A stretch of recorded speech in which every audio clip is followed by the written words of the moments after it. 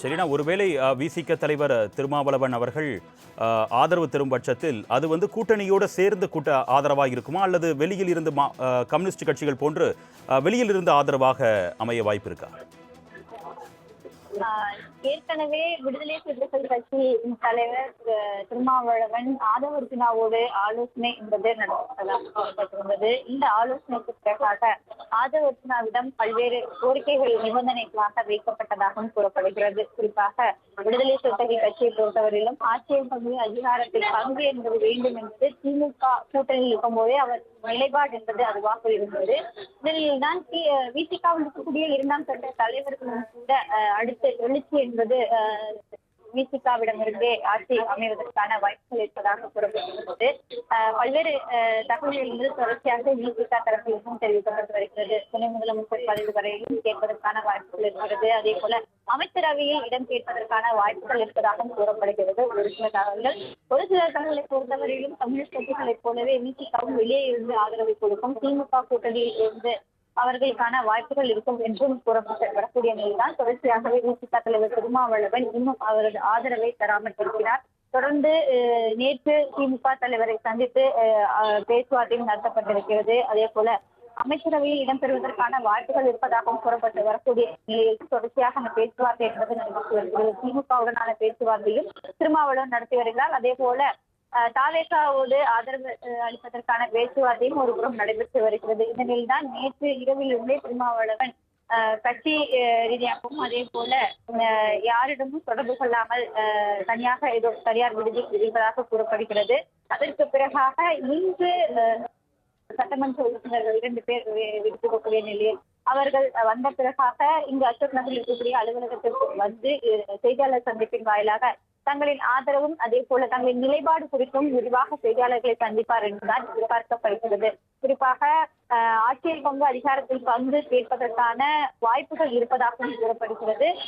ஆனால் ஒரு சில தகவல்கள் என்பது குறிப்பாக ஆட்சியில் பங்கு கேட்பதற்கான வாய்ப்பில்லை, கம்யூனிஸ்ட் கட்சிகளைப் போலவே விடுதலை சிறுத்தைகள் கட்சியும் வெளியே இருந்து ஆதரவு கொடுப்பதற்கான வாய்ப்புகள் இருப்பதாகவும் தான் கூறப்படுகிறது. ஏனென்றால் விடுதலை சிறுத்தைகள் கட்சி தலைவர் திருமாவளவன் பலமுறை செய்தியாளர்களை சந்திக்கும் பொழுது கடந்த 2 நாட்களில் கம்யூனிஸ்ட் கட்சியின் நிலைப்பாடுதான் தங்களின் நிலைப்பாடு என்ற கருத்துக்களையும் அவர் தெரிவித்திருக்கிறார். கம்யூனிஸ்ட் கட்சியை பொறுத்தவரையிலும் வெளியே இருந்து நாங்கள் ஆதரவு தெரிவித்தோம், ஆனால் கூட்டணி இல்லை என்ற நிலைப்பாட்டை தான் நேற்று செய்தியாளர் சந்திப்பின் வாயிலாக தெரிவித்திருந்தார்கள்.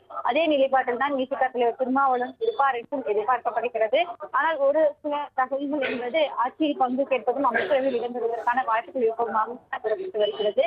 முழுமையான விவரங்களை செய்தியாளர் சந்திப்பின் வாயிலாக விடுதலை சிறுத்தைகள் கட்சியின் தலைவர் திருமாவளவன் தெரிவிப்பார் என்றும் எதிர்பார்க்கப்படுகிறது.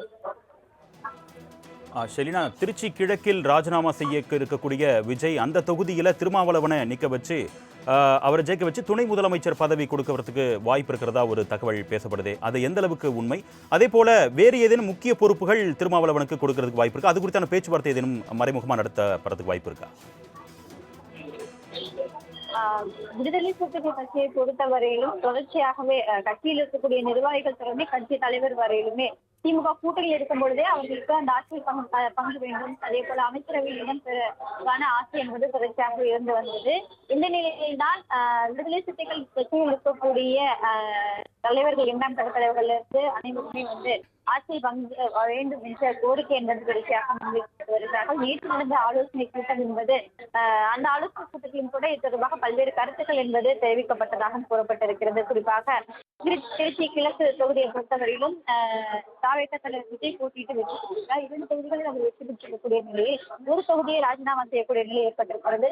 திருச்சி கிழக்கை அவர் ராஜினாமா செய்வார் என்று எதிர்பார்க்கப்பட்டு வரக்கூடிய நிலையில் அந்த தொகுதியை ராஜினாமா செய்தால் அந்த தொகுதியை விசிகாவிற்கு வழங்க வேண்டும் என்ற நிபந்தனைகள் என்பது விதிக்க இருப்பதாகவும் விசிக வட்டாரத்தில் தகவலாக வெளியாகியிருந்தது. அப்படி விசிகாவிற்கு கொடுக்கும் பட்சத்தில் அந்த தொகுதியில் திருமாவளவன் நின்று அவர் வெற்றி பெற்ற பட்சத்தில் அவருக்கு துணை முதலமைச்சர் பதவி வரையிலும் வேண்டும் என்ற நிபந்தனைகள் என்பது கேட்கப்பட்டிருந்ததாக கூறப்பட்டிருக்கிறது. அதே போல முக்கிய அமைச்சரவை பட்டியலில் விசிக இருக்கக்கூடிய 2 சட்டமன்ற உறுப்பினர்களில் ஒரு உறுப்பினர்களுக்கு முக்கிய அமைச்சரவையில் ஒரு இடம் வேண்டும் என்ற நிபந்தனைகளும் விதிக்கப்பட்டிருப்பதாக கூறப்பட்டிருந்தது. பல்வேறு நிபந்தனைகள் என்பது விசிகா தாவேகாவிற்கு வைத்திருப்பதாகவும் கூறப்பட்டிருந்தது. அந்த நிபந்தனைகளின் காரணமாக தான் சற்று காலதாமதம் ஏற்படுவதாக கூட தகவல் என்பது வெளியாகி இருக்கிறது. ஆனால் திருமாவளவனை பொறுத்தவரை நேற்று நடைபெற்ற ஆலோசனை கூட்டத்திற்கு பிறகாக கூட தெளிவாக தெரிவித்திருந்தார். இன்றுதான் அவரின் நிலைப்பாடு குறித்தாக செய்தியாளர் சந்திப்பின் வாயிலாக தெரிவிக்கப்படும் என்று தெரிவித்திருந்தார். ஆனால் கம்யூனிஸ்ட் கட்சி செய்தியாளர் சந்திக்கும் பொழுது இன்னும் சற்று நேரத்தில் விசிக தலைவரின் நிலைப்பாடு குறித்தும் அவர் செய்தியாளர் சந்திப்பின் வாயிலாக தெரிவிப்பார். அதே போல உங்களோட கூட்டணியில் தான் அவர் இருப்பார் உள்ளிட்ட பல்வேறு தகவல்களை அவர் செய்தியாளர் சந்திப்பின் வாயிலாக விடமானியம் தெரிவித்திருந்தார். இந்த நிலையில் தொடர்ந்து காலதாமத்தை எடுத்து வருகிறார் திருமாவளவன். தொடர்ந்து இது தொடர்பாகவும் விசிகாவில் இருக்கக்கூடிய தலைவர்களிடமும் மறைமுகமான ஆலோசனையில் நடத்தப்பட்டு வருவதாக கூறப்பட்டு வருகிறது. ஆதரவுடன் நேரடியான பேச்சுவார்த்தையிலும் விசிக தலைவர் திருமாவளவன் ஈடுபட்டு வருவதாகவும் கூறப்பட்டு வருகிறது. மற்றொரு புறம் விசிக தலைவர் திருமாவளவன் திமுகவுடனான பேச்சுவார்த்தையும் நடத்தப்பட்டு வந்ததாக கூறப்படுகிறது. நேற்று காலையிலேயே ஆலோசனை விசிக தலைவரின் ஆலோசனை என்பது முடிந்த பிறகாக விசிக தலைவர் திருமாவளவன் சென்னையிலே தான் சென்னையில் நேற்று மாலை முன்னாள் அமைச்சர் ஏவா வேலுவை சந்தித்து பேசியதாகவும் கூறப்பட்டிருக்கிறது. அதே போல திமுக தலைவர் மு க ஸ்டாலினையும் சந்தித்து நேற்று இரவு பேசியிருக்கிறார். அதனை தொடர்ச்சியாக தான் இன்று காலை இந்த அறிவிப்பு என்பது வெளியாகும் என்று தெரிவித்திருக்கிறது. என்ன நிலைப்பாட்டில் அவர் இருக்கிறார் என்பது தற்போது வரைக்கும் கேள்விக்குறியான ஒன்றாகவே இருக்கிறது. திமுகவோடு கூட்டணியில் இருந்து தாவேகாவிற்கு சட்டமன்ற உறுப்பினராக ஆதரவுகள் மட்டும் தர இருக்கிறார்களா, அல்லது திமுக கூட்டணியில் இருந்து பிரிந்து காங்கிரஸை போலவே ஆட்சியில் கொண்டு அதிகாரத்தில் பங்கு என்ற கருத்தை கொண்டு தாவேகாவிற்கு கூட்டணியில் இணைந்து விசிக செயல்படுமா என்பது தொடர்பாகவும் அறிவிப்பு என்பது இன்னும் சற்று நேரத்தில் வெளியிடுவார்கள் என்று எதிர்பார்க்கப்படுகிறது. இந்த நிலையில்தான் சற்று பரபரப்பாகவே இருக்கிறது விசிக அலுவலகத்தை பொறுத்தவரையும். குறிப்பாக விசிகாவின் நிலைப்பாடு தெரிந்தால் மட்டுமே தமிழகத்தில் முதலமைச்சராக யார் பொறுப்பேற்க இருக்கிறார்கள், தாவேகா பெரும்பான்மையை நிரூபிக்கப்படும் பட்சத்தில் அவர்களுக்கான அந்த முதலமைச்சர் பதவியேற்கும் விளைவு, அதே போல அமைச்சரவை பதவியேற்பு உள்ளிட்டவை தொடர்பாக தகவல் என்பது அடுத்தடுத்து வெளியாகும் என்று எதிர்பார்க்கப்படுகிறது. இந்த நிலையில்தான் விசிக அலுவலகத்தை பொறுத்தவரையிலும் சற்று பரபரப்பாகவே இருந்து வருகிறது. அதே போல காவல்துறை பாதுகாப்பு தீவிரப்படுத்தப்பட்டிருக்கிறது. ஆதரவுகள் மத்தியில் தாவேகா தலைவர் விஜய் இங்கு வந்து அந்த ஆதரவு கடிதத்தை பெற்றுக்கொண்டு அவர்களுக்கு நன்றியை தெரிவிக்க இருப்பதாகவும் கூறப்படுகிறது. இந்நிலையில்தான் அலுவலகத்தை பொறுத்தவரையில் பரபரப்பாகவே இருந்து வருகிறது.